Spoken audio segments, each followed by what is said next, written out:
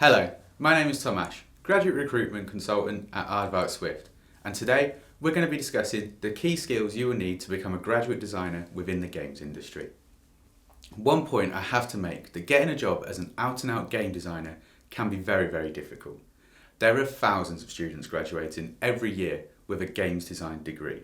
There are not thousands of game design roles available. It is probably the most competitive area of game development. However, there are people who get graduate jobs in games design every year, so it isn't impossible. You just need to be aware that you really need to make yourself stand out to give yourself the best chance.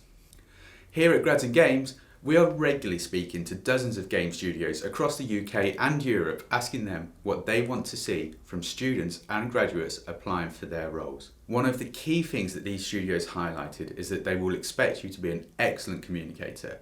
This is not something to be overlooked and is incredibly important for a designer role. You need to be able to confidently and clearly explain your ideas to both technical and a non-technical audience. You may need to inspire, excite and motivate too, so your confidence in this role is key. This is also important when it comes to your documentation. Game design documents are incredibly important to the development process. You must be able to showcase you have the right written communication skills too. You need to be clear and detailed with a writing style that is easy to understand. Studios will expect to see examples of this in your portfolio when you apply. Make sure you continue your journey and watch our video, Key Features of a Designer's Portfolio, to learn more about the do's and don'ts of your portfolio. Your practical game dev skills are also going to be important, as design roles can be so scarce and therefore hugely competitive for graduate job seekers. It is important that you are armed with a certain amount of programming knowledge too. While you do not need to be the most proficient game programmer, it will be expected that you can program enough to, at very least, build a working prototype in a game engine. C++ is the most common language found within the games industry, so it will be beneficial for you to get to grips with writing code and displaying it in Unreal Engine. C# and Unity are in a close second, so it's worthwhile becoming familiar with them too. In terms of personality, there are a few traits that studios will want to see from those applying to game design roles. Firstly, having a passion for games is absolutely crucial. Those who succeed in the games industry are generally incredibly passionate about the games that they make. This means that in your application, CV and portfolio, you need to make sure that you are screaming games design and games development. Studios will want to know what type of games you like and why. What has inspired you to want to design games and what you are doing about it. They will want to see that you are somebody who actively studies, breaks down and analyses game mechanics. You will be able to show that you have a burning curiosity as to how things work and that you will always want to get under the hood of games, showing examples of rebuilding systems in your own projects. This is the perfect attitude to have and is one that studios will be looking for. One other important point to note is that while these skills and traits are important for all designers, you should be aware of the different types of design positions you may come across in a game studio, as the skills that will be needed for each role will vary slightly. Level designers are probably the best known of all game designers, and it is their job to create the level-by-level play in a game. Level designers generally place the creatures, items and props within the level, and will be largely responsible for designing the in-game experience for a player. Within level design, there are also different specialities depending on the types of game too. A first-person shooter level design is different to a racing game level design, for example. However, they will all require an in-depth knowledge of the standard play mechanics and level flow within those games. Technical designers are responsible for actually implementing a lot of the gameplay. They often act as the bridge between the programming and design departments and therefore will have excellent technical skills.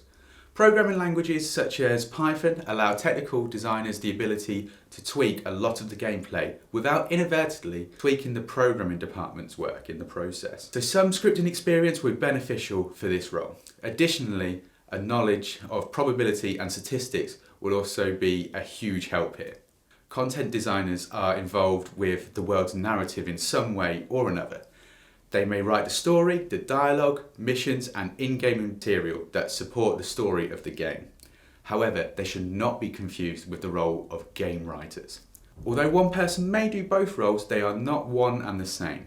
While a content designer may design the overall mission flow of the game, a specialist game writer may craft the scenes, text and dialogue that pushes the mission along. If you are considering pursuing a role as a games writer, like many graduates intend to do, I must warn you that this is a very niche area and even more competitive than games design. There are very few roles out there for this at a graduate level, and you may need to explore other opportunities and job roles alongside it. System designers will focus on one particular system within the game. For instance, in a fighting game, a system designer may focus just on the fight in itself, or the crowd dynamics, or even the avatar creation. Their focus may be even smaller than one system, as they may work on the weapons of the game, or the range of spells available. It all depends on the size of the game and the team. Economy designers are a relatively new role which has arisen with the rise of mobile gaming.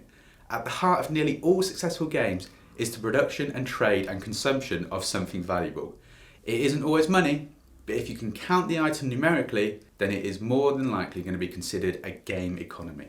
Economies can help monetize the game, or they can simply heighten the gratification of gameplay. And an economy designer will be the one designing how these systems work. You will often utilize knowledge of real-life economic principles to help underpin your designs, so strong economics and math skills are essential for this role, as well as an appreciation of what techniques make a game more enjoyable. While you may have a preferred skill set for one of these roles, it is important to note that as a graduate, you may not specialize straight away. Many studios will hire you into a more generalist game designer role, where as part of your development, you'll be exposed to many parts of these different roles, allowing you to naturally progress down a specialism as you develop. As previously mentioned, securing a role in the design field can be incredibly competitive, so it is worth noting that there are a few routes into the industry that you may want to take advantage of. Sometimes QA can be a better option. A systems-focused QA role is literally about digging into the design process, analysing systems and documenting results. If you are an avid problem solver, then a career in QA is a very good option for you to consider. It is truly an essential and rewarding part of the game dev process. If you're more interested in creating the systems, then a background in QA will definitely help you with transferable skills. Game jams and challenges can be a great way for you to get noticed. If you get recognised as somebody who is a great lead designer on team events like Transfuser, then you may be more able to transition into a junior role in a studio. Additionally, modding projects can be a potential route into a design role. It is less common, so I wouldn't rely on it completely, however. But studios may look at the modding community for potential hires. A great designer on a modding project will stand out, so if you're into that, make sure you get your work seen. So these are some of the key skills you need to know about what it takes to become a graduate designer in a game studio. Once this video is finished, you will unlock some great content from our partner studios. Continue to progress through your journey to hear more from design managers about what they specifically look for when hiring graduates. Game designers themselves talking about what their job looks like in reality and more. Thank you for watching, and if you have any questions, feel free to reach out.